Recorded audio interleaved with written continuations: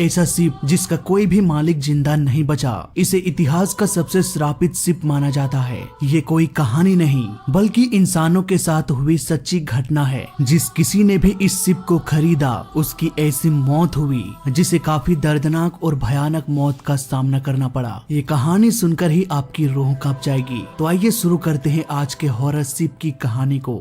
4 दिसंबर 1872 एक British ship जिसका नाम था डेल ग्रेसिया वो अपने समुद्र के सफर पर निकला। इस शिप के कैप्टन थे डेविड मोरहाउस। जब वो अपने शिप को सफर में आगे ले जा रहे थे तभी उसे समुद्र के बीचों बीच एक शिप दिखाई दिया। डेविड ने सोचा कि शायद ये शिप अपना रास्ता भटक चुकी होगी। उसने उसे रास्ता बताने के लिए अपने शिप को उसके पास ले गया। तब उसने शिप पर लिखे नाम को देखा जिस पर मेरी सेलेस्टी लिखा हुआ था और ये वही जहाज था जिसे उसके दोस्त बेंजामिन फ्रैंकलिन ने एक सप्ताह पहले न्यूयॉर्क से जेनेवा की ओर ले जाने वाले थे। और इतने समय के हिसाब से ये जहाज अभी जेनेवा में होना चाहिए था, लेकिन ये जहाज अभी समुद्र में क्या कर रहा था? बहुत सारे सवाल डेविड के दिमाग में चल रहा था। फिर भी डेविड ने उस शिप से कांटेक्ट करने की कोशिश करने लगा पर उसे किसी भी तरह का कोई भी जवाब नहीं मिल पा रहा था। ये देखकर वो काफी घबरा गया और अपने कुछ क्रू मेंबर्स को उस जहाज में भेज दिया ये देखने के लिए कि आखिर उसे कोई जवाब क्यों नहीं दे रहा। जैसे ही क्रू मेंबर्स उस जहाज पर पहुंचे तो वहां का नजारा काफी हैरान कर देने वाला था। वो जहाज पूरी तरह से खाली थी, कोई भी इंसान नजर नहीं आ रहा था। यहाँ तक कि शिप को चलाने वाला कैप्टन भी अपनी जगह पर नहीं थे और न ही उस शिप में कोई पैसेंजर मौजूद था। पर आखिर ये कैसे मुमकिन हो सकता था, क्योंकि ना तो उस शिप पर किसी तरह की लूटपाट हुई थी और न ही उस शिप में किसी तरह की चोरी हुई थी। सभी सामान सुरक्षित अपने जगह पर थी। किसी को कुछ भी समझ में नहीं आ रहा था कि आखिर बीच समुद्र में वो लोग कहां गायब हो गए। और यहीं से शुरू हुई इस रहस्यमयी जहाज की कहानी। ये पहली ऐसी घटना नहीं थी जो मेरी सेलेस्टी पर हुई थी। इस शिप का नाम पहले ही घोस्ट शिप रख दिया गया था और ऐसा बस इसलिए रखा गया था क्योंकि इसे जिस किसी भी इंसान ने खरीदा था या फिर जो भी इंसान इस शिप पर सफर के लिए निकलता था उसका हाल बहुत ही बुरा होता था। मेरी सेलेस्टी का नाम पहले दी अमेजोन था। इसके बाद लोग इसे बेचते गए और लोग इसे खरीदते गए। समय समय पर इस शिप का नाम बदलता चला गया और इसका रंग रूप भी बदलता गया, लेकिन नाम और रंग रूप बदलने से कुछ नहीं बदलता। वो जहाज हमेशा से ही श्रापित था और मेरी सेलेस्टी नाम पड़ने के बाद भी वो जहाज श्रापित ही रहा। पर शुरुआत में ऐसा नहीं था। कनाडा के शिप यार्ड आइलैंड में 1861 में बनी मेरी सेलेस्टी का नाम पहले दी अमेजोन था। शुरुआती दौर में इस जहाज को काफी कुछ झेलना पड़ा जिसकी वजह से ये अफवाह फैल गई कि इसमें कोई शैतानी साया है, क्योंकि इस जहाज में कई बार मालिकों की अदल बदल देखी जा रही थी। इस जहाज का सबसे पहला मालिक था रॉबर्ट मैकलेलन, जो इतना अधिक बीमार पड़ गया कि उसने खून की उल्टियां करते करते अपनी जान गंवा दिया। इस जहाज के शुरुआती कैप्टन भी इतने ज्यादा बीमार पड़ गए कि जब भी वो खांसते थे तो उसके मुंह से खून निकलने लगता था और ये सब कुछ तभी होता था जब वो इस शिप में सफर करते थे। इसके बाद इस शिप को बेच दिया गया। अब यहाँ पर डॉनी नाम के एक शख्स ने खरीदा, लेकिन उसे भी इस शिप की वजह से काफी नुकसान होने लगा। फाइनली उन्होंने भी इस शिप को रिचर्ड हैंस नाम के एक अमेरिकन को बेच दिया। उसने इस जहाज का पूरा हुलिया बदल दिया और इस शिप का नाम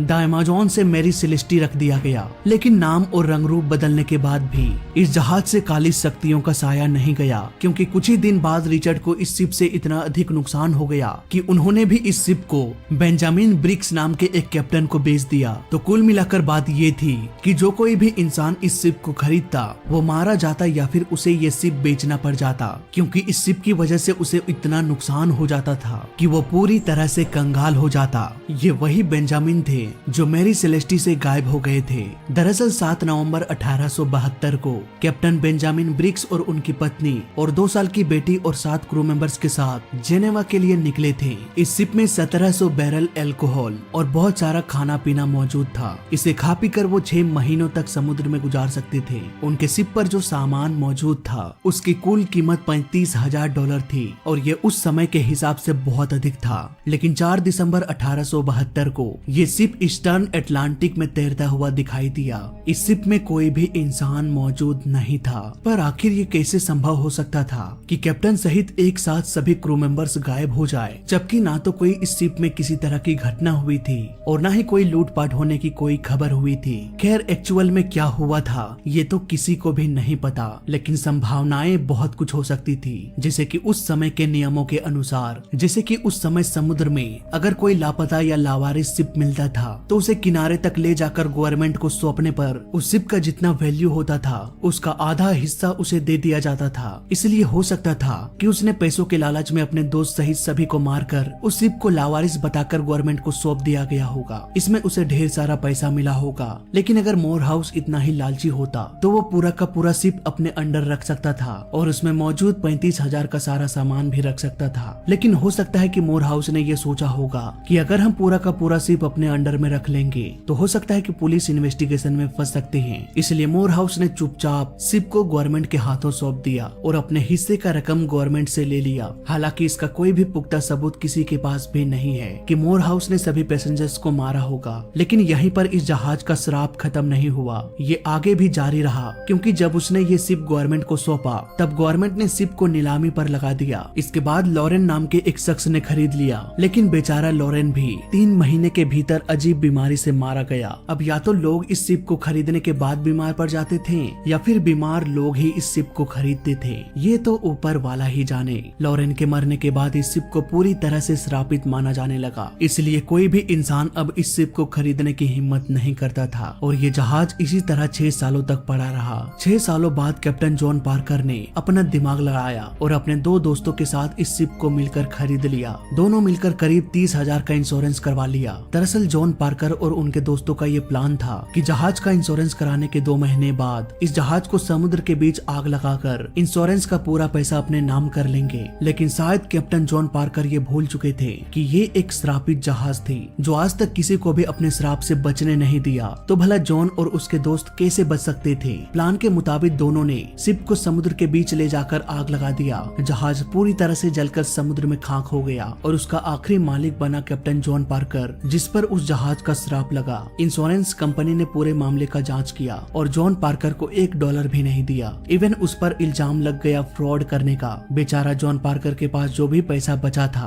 वो भी केस लड़ने में खत्म हो गया। कंगाली की हालत में आखिरकार वो बीमार पड़ गया और बीमारी के कारण उसकी मौत हो गई। उसके बाकी बचे 2 साथी जो उसके प्लान में पार्टनर थे, इंश्योरेंस का पैसा नहीं मिलने की वजह से एक तो पागल हो गया और दूसरे ने कंगाल होकर सुसाइड कर लिया। यानी कि मेरी सेलेस्टियर नाम का यह जहाज अपने आखिरी वक्त में भी 3 लोगों की जान ले लिया। आज तक इतिहास में ऐसा कोई भी मालिक नहीं बचा जिसने मेरी सेलेस्टी को खरीदा हो और वो जिंदा बचा हो, केवल कैप्टन मोरहाउस को छोड़कर, क्योंकि उन्होंने शिप को खरीदा नहीं था, केवल जहाज को किनारे तक लेकर गए थे और उससे पैसे कमाए थे, ना कि उसने कोई पैसा खर्च किया था। क्या है आपकी राय इस शापित जहाज के बारे में? बताइएगा मुझे नीचे कमेंट्स में। जय हिंद, वंदे मातरम।